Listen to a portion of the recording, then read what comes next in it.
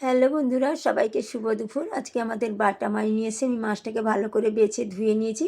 এখন লবণ আর হলুদটা ভালো করে মাখিয়ে নেব। ভালোভাবে মাছের লবণ হলুদটা মাখানো হয়ে গেছে। এই মাছের আজকে ঝাল বানাবো। তেল গরম বসিয়ে দিয়েছি, আগে মাছগুলো ভেজে নেব। তেলটা ভালোভাবে গরম হয়ে গেছে, মাছগুলো ভেজে নেব।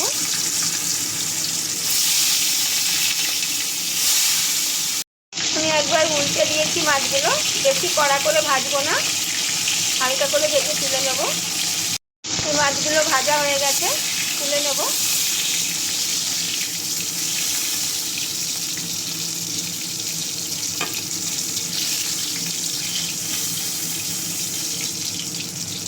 সবগুলো মাছ আমার ভাজা হয়ে গেছে। কালো জিরে ফোড়ন দেব, পেঁয়াজ বাটা দিয়ে দেব, লবণ দেব, হলুদ দেব, অল্প একটু কাশ্মীরি লঙ্কার গুঁড়ো দেব,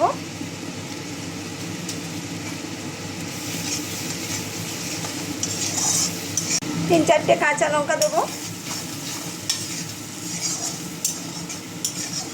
সর্ষে পোস্ত কাঁচা লঙ্কা একসাথে বেটেছি দিয়ে দেবো।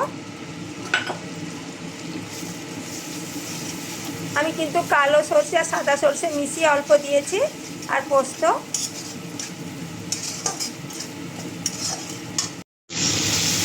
এখন আমি জল দিয়ে দেবো, বেশি জল দেব না, একটু মাখো করবো। ঝোলটা ভালোভাবে ফুটে গেছে, এখন ভেজে রাখা মাছগুলো দিয়ে দেবো।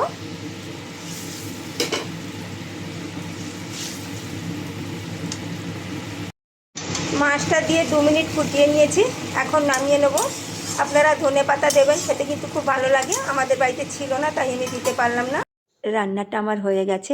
এই বাটা মাছের ঝাল এইভাবে রান্না করলে গরম গরম ভাতের সঙ্গে খেতে কিন্তু খুব ভালো লাগে। বন্ধুরা, আমার রান্নাটা কেমন হলো কমেন্ট করে জানিও। সবাই ভালো থাকুন, সবাইকে টাটা।